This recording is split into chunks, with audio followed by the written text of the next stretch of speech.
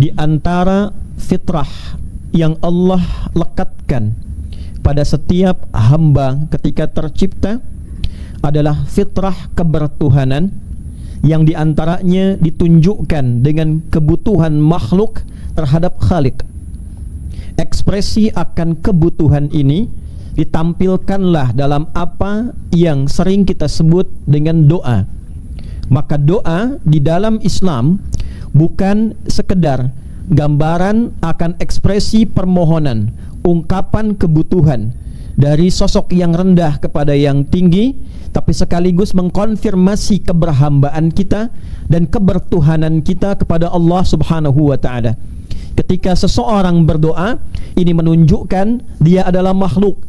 Ketika seseorang berdoa, ini menegaskan bahwa dia punya kebutuhan. Dia makhluk, butuh kepada Khaliq. Untuk itulah doa digolongkan oleh Al-Quran kepada bagian ibadah, yang sekaligus menunjukkan kebertuhanan dan keberimanan kita kepada Allah Subhanahu wa ta'ala. Berfirman Allah menegaskan tentang makna ini di dalam surah Ghafir, surah ke-40 di ayat ke-60. Allah Subhanahu wa ta'ala berfirman, ba'da a'udzubillahi minasyaitonir rajim, bismillahirrahmanirrahim, wa qala rabbukum ud'uni astajib lakum innal ladzina yastakbiruna an ibadati sayadkhuluna jahannama dakhirin.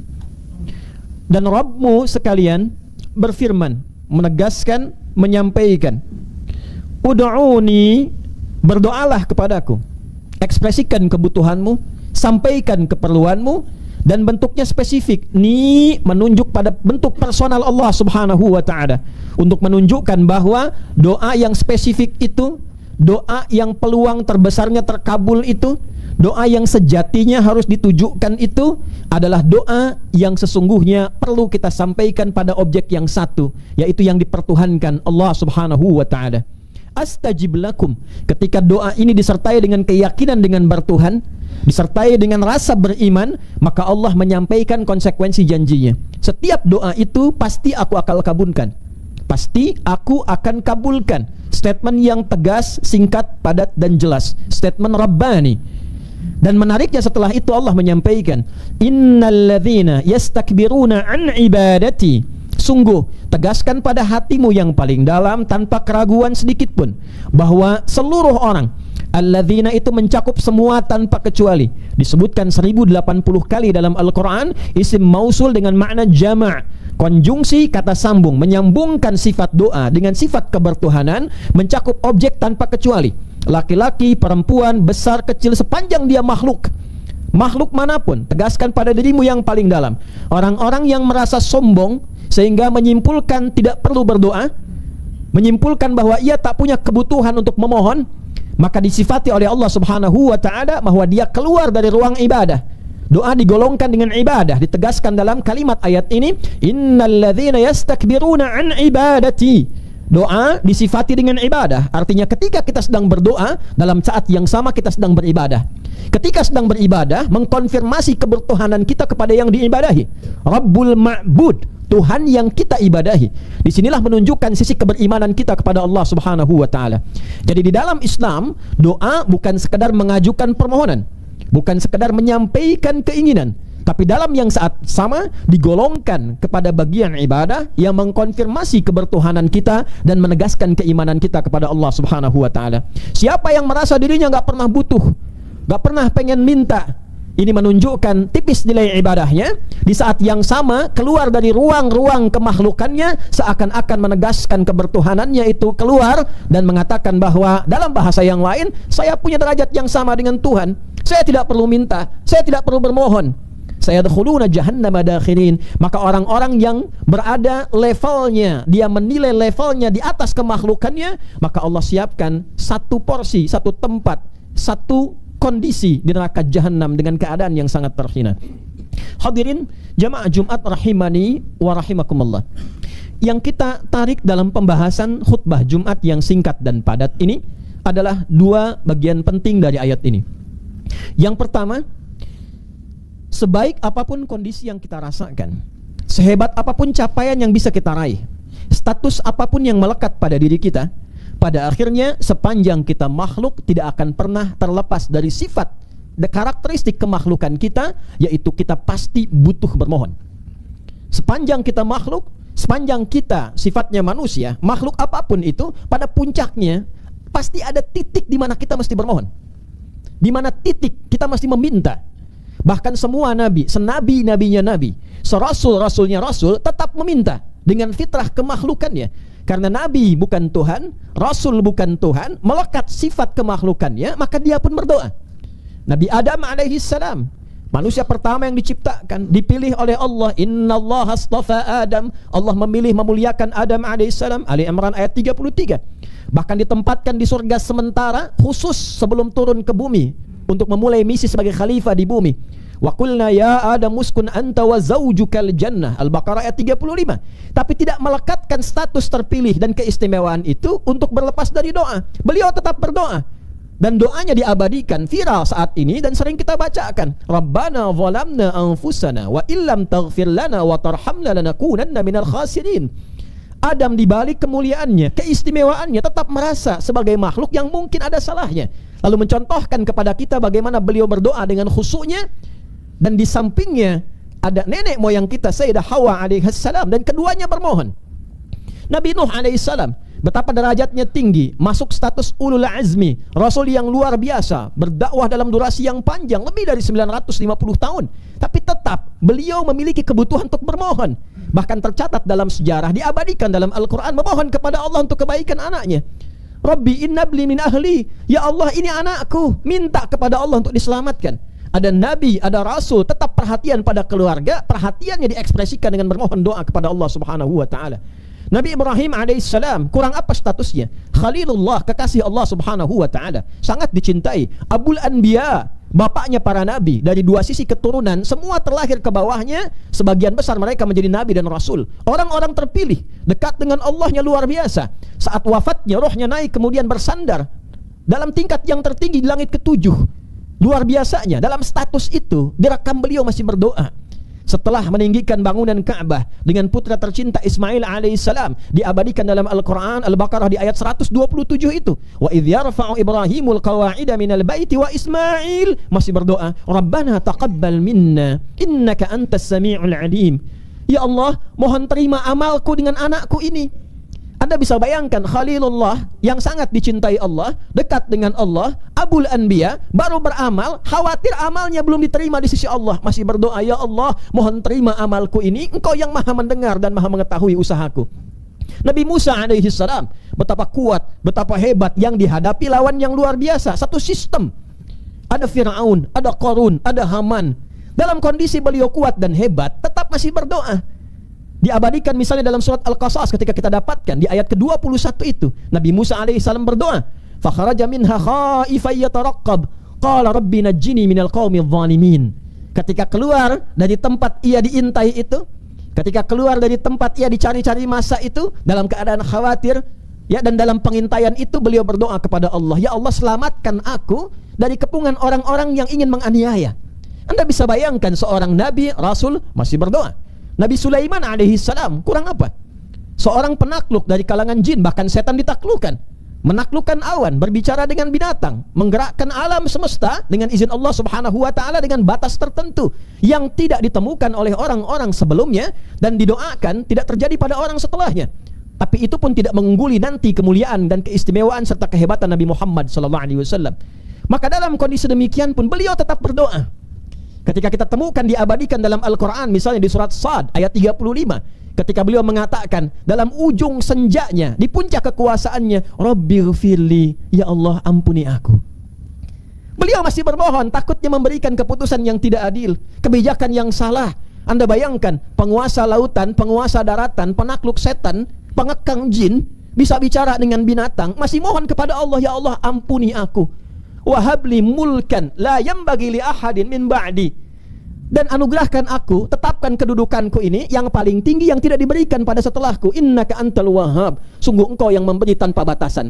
Yang didahulukan itu permohonan ampunan dibandingkan kekuasaannya, karena dikhawatirkan punya kuasa yang melahirkan kesalahan dan tidak mendapatkan ampunan Allah subhanahu wa ta'ala.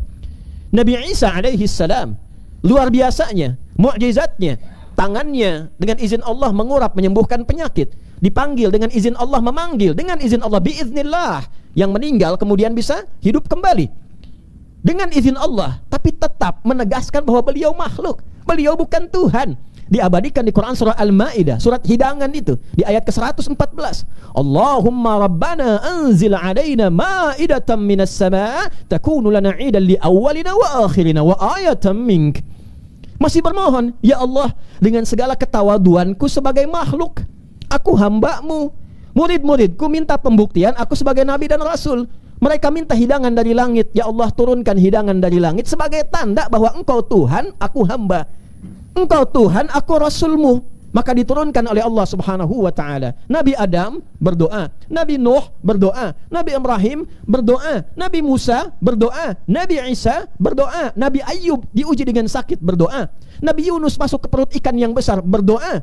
Nabi Muhammad sallallahu alaihi wasallam mengakumulasi seluruh doa yang disampaikan para nabi, ditunjukkan dalam kehidupan, dipraktekkan dalam kehidupan kita selama 24 jam. Sehingga Anda tidak akan pernah menemukan umat di muka bumi yang setiap aktivitasnya beriringan dengan doa kecuali umatnya Nabi Muhammad SAW. Bangun tidur kita sudah punya doa, berpakaian kita punya doa, makan kita punya doa, doa makan dan setelah makan berbeda doanya, masuk ke toilet kita punya doa, keluar toilet kita punya doa, masuk masjid kita punya doa, keluar masjid kita punya doa. Dulu orang doa terbatas, umat Nabi Muhammad spesial, seluruh bagian aktivitasnya melekat doa di dalamnya, untuk mengkonfirmasi bahwa Nabi saking cintanya kepada kita menginginkan setiap aktivitas kita selalu tersambung dengan Allah dan menegaskan bahwa kita adalah makhluk. Jadi semua gerak langkah kita ibadah. Makan jadi ibadah, minum jadi ibadah, bekerja jadi ibadah, berumah tangga jadi ibadah, berpakaian jadi ibadah. Tidak ada satupun kegiatan umat Nabi Muhammad SAW kecuali di dalamnya terletak nilai-nilai ibadah. Dan menariknya, ketika ini dipraktekkan, seluruh kegiatan dikoneksikan dengan sifat kebertuhanan kita kepada Allah. Apa jawaban Allah? Astajib lakum. Aku akan jawab seluruh harapan dan kemudahanmu. Anda bekerja bukan hanya sekedar datang, tingkatkan kemampuan, keluarkan kepakaran, tapi diisi dengan muatan doa terbaik. Harapannya dikoneksikan dengan kebermohonan kepada Allah. Minta kemudahan, minta kelancaran, minta perlindungan, minta kebaikan. Apa jawab Allah? Astajib lakum. Aku kabulkan. Aktivitas kehidupan dunia berupa rutinitas yang diiringi dengan doa untuk terkoneksi dengan Allah, maka berubahlah rutinitas menjadi ibadah. Maka jika semua dilakukan karena Allah menjadi ibadah, ibadah itu jangan dipersepsikan dengan hal yang sempit. Hanya sholat saja, tidak saudara. Hanya baca Quran saja, tidak. Spesial umat Nabi Muhammad, semua aktivitasnya ibadah. Dan rahasia di balik itu bukan ingin membebani kita, ringan. Niatkan karena Allah, makan karena Allah, jadi suami karena Allah, jadi ayah karena Allah, bekerja karena Allah. Kalau Anda koneksikan, apa jawaban Allah? Astajib lakum. Semua harapanmu, semua cita-citamu, selama itu baik untuk duniamu dan akhiratmu, pasti aku jawab. Silahkan Anda cek, hadirin. Tidak ada satupun umat Nabi Muhammad yang ngaji dengan Rasulullah, semua profesinya kecuali mereka sukses. Anda boleh cek dengan profesi apapun. Yang pebisnis sukses, yang pengajar sukses, yang birokrat sukses, yang karir di militer sukses, karir di kepolisian, kalau istilah kita sekarang Kamtibmas sukses. Tidak ada satupun sahabat Nabi yang tidak sukses. Semua sukses. Astajib lakum. Sekarang pertanyaannya, sampai kita duduk mendengarkan khutbah ini di Jumat, sudahkah seluruh aktivitas kita menjadi ibadah? Memandang kita ibadah, bicara kita ibadah, mendengar kita ibadah, bekerja kita ibadah. Atau jangan-jangan selama ini semua kegiatan kita hanya rutinitas saja. Lalu setelah kita mendapatkan kesulitan, baru keluar minta, ya Allah mudahkan, ya Allah ringankan. Lalu kemudian Anda menyimpulkan, ya Allah kok belum dijawab juga, ya Allah kok belum terkabul juga. Allah tanya balik, Anda minta itu dengan niat ibadah atau bukan? Minta proyek Anda dilancarkan itu niatnya untuk ibadah atau cari dunia semata? Kalau cuma cari dunia, jangankan Anda, yang belum beriman pun minta juga. Maka yang berlaku bukan hukum Rabbani, yang berlaku hukum kauni. Hukum kauni itu hukum umum yang Allah lekatkan dalam kehidupan, yang bila dikerjakan hukum Allah berlaku. Contoh, Anda kalau belajar pasti pintar. Jadi untuk pintar tidak diperlukan iman. Yang penting Anda belajar serius, Anda pintar. Jangan Anda katakan, ya Allah dia nggak beriman, kenapa pintar? Dia belajar, saudara. Itu namanya hukum kauni. Iman menjadikan kepintaran dibimbing oleh takwa sehingga berkah. Itu bedanya. Itu hukum Rabbani. Anda ingin kaya.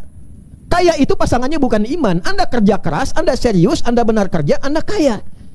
Jangan Anda katakan, ya Allah dia nggak beriman, kenapa? Kaya. Saudara, dia kerja. Dia serius. Dia sungguh-sungguh. Allah lekatkan kejujuran, Allah lekatkan di situ keberanian, Allah lekatkan di situ kesungguhan. Itu hukum kauni namanya. Maka ketika dia merasa kesulitan pun dia minta, tapi permintaan dia melekat di hukum kauni. Pertanyaannya, ketika Anda mengatakan beriman, apa beda iman Anda dengan permohonan bagi yang belum beriman? Karena itu yang pertama Nabi ajarkan kepada kita, sehingga nanti capaiannya akan melampaui orang-orang yang bahkan hadir di kehidupan tapi dia belum beriman. Anda silahkan cek, bagi Anda para pebisnis, silahkan Anda cek, keluarkan valuasi para sahabat yang berbisnis di masa Nabi, dan cek asetnya berapa dinilai bila sekarang. Itu terjadi. Seorang Abdurrahman bin Auf saja, kurang lebih ada yang menghitung, itu 14.000 triliun, satu orang. Dan ketika merubah pola kerjaannya diniatkan sebagai ibadah, sekaligus bekal pulangnya. Itu yang menjadikan doa itu cepat terkabul. Karena koneksinya nyambung. Bukan saat sulit saja baru merasa diuji. Gak pernah sekolah pengen ujian. Hadirkan pada diri kita. Maka turunlah kemudian kalimat pamungkasnya, wa idza sa'alaka ibadi anni. Dan bila hambaku merasa sadar dengan statusnya sebagai hamba, lalu ingin kembali kepadaku, fa inni qarib. Sampaikan Muhammad pada hambaku itu, aku sangatlah dekat. Anda bayangkan, ada orang bertanya, khatibnya di mana? Jawaban pertama, sudah dekat. Ada orang bertanya, khatibnya di mana? Rasanya masih di perjalanan. Sebelum bertanya, Allah sudah memberikan ketenangan sehingga menghilangkan harapan. Yang dimaksud harapan-harapan yang negatif, menguatkan keyakinan dan mengatakan, aku dekat, tinggal kau datang kepadaku. Setelah Allah membuat statement aku dekat, hambanya mau datang enggak? Itu masalahnya. Ibad dibagi dua dalam Al-Quran. Satu, hamba yang pernah salah. Itu pun masih disebut hamba oleh Allah. Anda bayangkan, Anda bisa buka Quran surah 39 di ayat ke-53. Qul ya ibadi, Qul, katakan Muhammad, ya ibadi, hei hambaku yang pernah berlumur kesalahan dalam hidupnya. Dari mana taunya ini bersanding dengan kesalahan yang terakumulasi? Qul ya ibadiyalladzina asrafu ala anfusihim. Katakan, duhai hambaku yang pernah memvonis diri sudah banyak berlumur dengan kejahatan, sudah tertutup dengan banyak kesalahan. Israf itu puncak tertinggi dari tindakan kriminal. Seakan-akan khatam dari semua keburukan. Pernah mabuk, pernah zina, pernah X, pernah Z, tapi dia mau kembali. Apa jawab Allah? Laisa kamitslihi syai. Anda seorang ayah, ada anak, buruknya luar biasa, membuka aib keluarga, bikin onar sana sini, tiba-tiba dia pengen pulang ke rumah. Apa Anda katakan, silahkan pulang nak, Bapak maafkan? Atau Anda katakan, masih berani pulang kamu? Allah laisa kamitslihi syai, karena Tuhan bukan makhluk. Allah mengatakan dengan sifat Rahman dan Rahimnya, la taqnatu min rahmatillah. Hambaku, engkau jangan menyimpulkan putus asa dari rahmatku, cepat balik sini. Innallaha yaghfiru dzunuba jami'a. Kalau engkau sadar pengen berubah, seluas apa engkau simpulkan dosamu kepadaku, aku ampuni seluruhnya sebelum engkau menyadarinya. Jami'a, semuanya. Jadi yang salah Allah berikan solusi sehingga menjadi baik. Ibad yang kedua, ibad yang memang kebiasaannya sudah soleh, bekerjanya baik, kata-katanya baik, itu pun tetap pasti punya kebutuhan.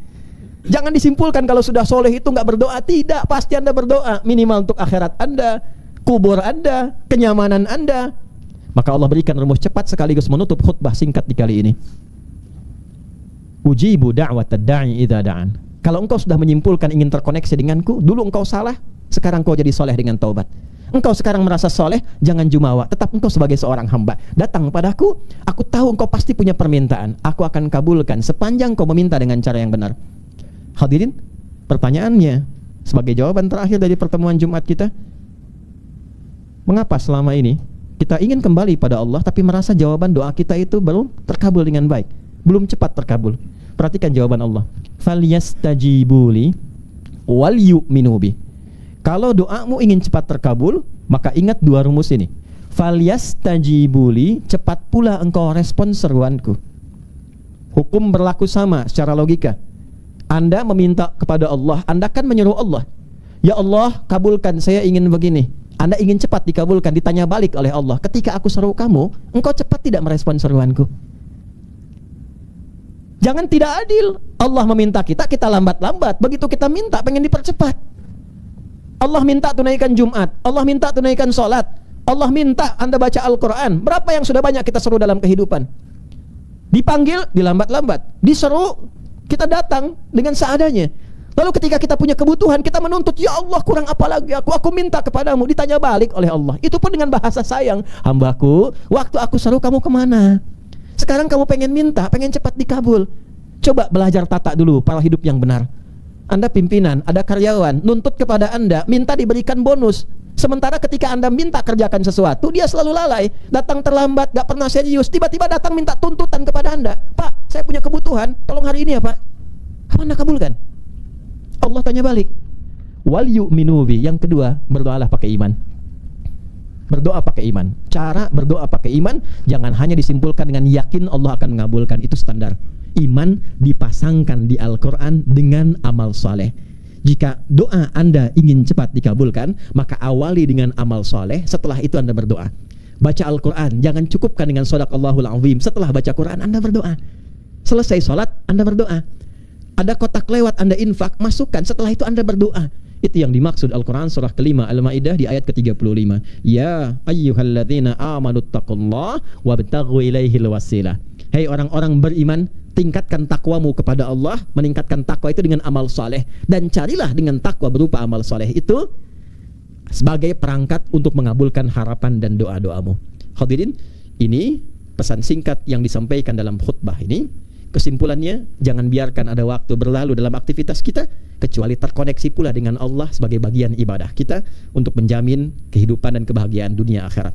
Yang kedua, sebagai penutup dengan cepat, bila ada permohonan, sampaikanlah kepada Allah dengan cara yang baik, penuh keyakinan, dengan merespon segala perintahnya dengan cepat, dan berupaya menunaikan amal saleh sebagai penguat dari apa yang ingin kita mohonkan.